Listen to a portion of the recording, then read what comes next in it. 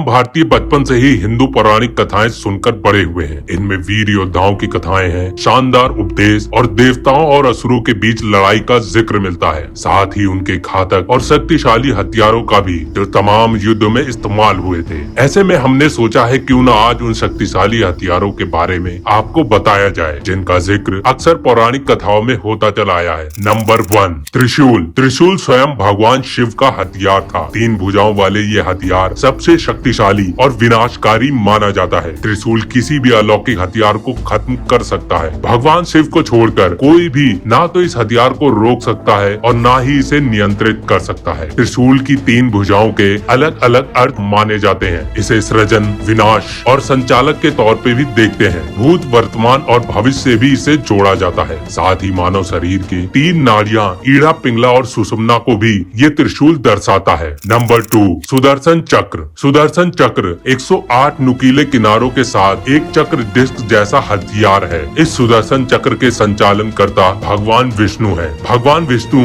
इस सुदर्शन चक्र को धारण करते हैं। इसे अजवार के नाम से भी जाना जाता है। भगवान विष्णु इस सुदर्शन चक्र को अपने 4 हाथों में से एक में शंख, गदा और पद्म धारण करते हुए चौथे में सुदर्शन चक्र धारण करते हैं। ये सुदर्शन चक्र भगवान शिव द्वारा विष्णु जी को उपहार दिया गया था। कहा जाता है कि भगवान शंकर ने विष्णु जी की कुंडलिनी शक्ति से ही इस सुदर्शन चक्र को प्रकट किया था। अन्य कथाओं की माने तो ये सुदर्शन चक्र सूर्य की किरणों के अंश और शिव के त्रिशूल से बना था और इसको बनाने वाले वास्तुकार महर्षि विश्वकर्मा थे। नंबर 3, ब्रह्मास्त्र। ब्रह्मास्त्र हिंदू लोक कथाओं में मौजूद सबसे घातक हथियार माना जाता है। कहा जाता है कि ब्रह्मास्त्र अत्यधिक एकाग्रता और ध्यान के माध्यम से ही प्राप्त किया जा सकता था। ये केवल एक गुरु के द्वारा ही दिया जा सकता है। ब्रह्मास्त्र को बहुत विनाशकारी अस्त्र माना जाता है और साथ ही ये रक्षा के अन्य अलौकिक हथियारों का मुकाबला भी कर सकता है। इसका संचालन अलौकिक मंत्रों के साथ किया जाता था। कहते हैं इस हथियार का इस्तेमाल विश्वामित्र ने वशिष्ठ के खिलाफ किया था, फिर श्री राम जी ने रावण के खिलाफ और अंत में अर्जुन ने अश्वत्थामा के खिलाफ किया था। नंबर 4, ब्रह्मांड अस्त्र। ये भगवान ब्रह्मा जी के द्वारा बनाया गया दूसरा सबसे शक्तिशाली हथियार है। ऐसा माना जाता है कि इसमें ब्रह्मा जी के 4 सिर होते हैं जो हिंदुओं के 4 पवित्र वेद के प्रतीक हैं। कहते हैं इस हथियार का इस्तेमाल भारी तबाही लाता है। यह हथियार ब्रह्मास्त्र को भी निगलने की क्षमता रखता है और इसे बेअसर कर सकता है। कहा जाता है कि विश्वामित्र के सभी दैवीय हथियारों के हमले के बचाव में ब्रह्म ऋषि वशिष्ठ ने इसका इस्तेमाल किया था। नंबर 5, ब्रह्मशिरा। ब्रह्मशिरा को ब्रह्मास्त्र से 4 गुना अधिक शक्तिशाली हथियार माना जाता है। कहा जाता है कि जहाँ भी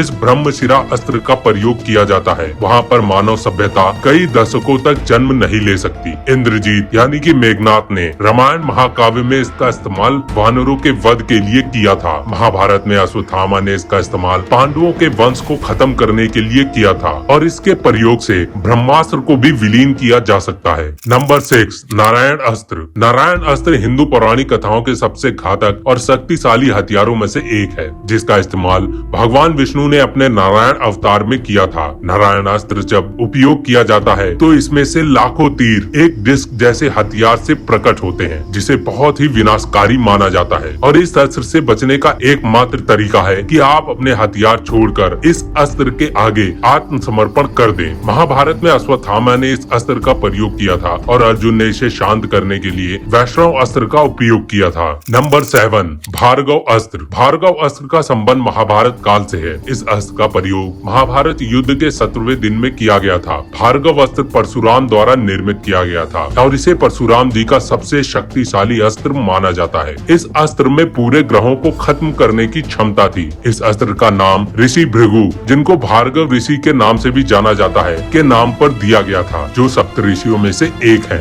ये हिंदू पौराणिक कथाओं का एक रहस्यमयी अस्त्र है जिसका जिक्र बहुत ही कम स्थान पर मिलता है। परशुराम और कर्ण के अलावा इस अस्त्र के बारे में कोई और नहीं जानता था। कर्ण को भी भार्गव अस्त्र परशुराम द्वारा ही दिया गया था। ये बेहद खतरनाक हथियार था। नंबर 8, वज्र। हिंदू धर्म में वज्र को इंद्र के शस्त्र के रूप में माना जाता है, जो आकाशीय बिजली का रूप है। वज्र को शक्ति और विनाश का प्रतीक भी माना जाता है। ये वज्र भगवान इंद्र का व्यक्तिगत हथियार है, जिससे एक प्रचंड बिजली निर्मित होती है। इसका निर्माण महर्षि दधीचि की अस्थियों से किया गया था। इस अस्त्र का उपयोग करके देवराज इंद्र ने वृतासुर और कई अन्य दैत्यों का वध किया था। बौद्ध धर्म में वज्र को वज्रयान के साथ जोड़ा जाता है, जो कि एक आध्यात्मिक मार्ग है जो बुद्धत्व प्राप्त करने के लिए दृढ़ता, बुद्धि और कौशल की आवश्यकता को पूर्ण करता है। नंबर 9, 3 बाण। इन 3 बाणों का विश्लेषण महाभारत में मिलता है। घटोत्कच के पुत्र बर्बरीक ने भगवान शिव से 3 अभेद बाण प्राप्त किए थे। ये बाण बेहद शक्तिशाली माने जाते थे। इन बाणों में इतनी शक्ति थी कि वे किसी की भी पूरी सेना को एक क्षण भर में नष्ट करके अपने तर्कस में वापस आ जाते थे। कहते हैं कि इन बाणों के सहारे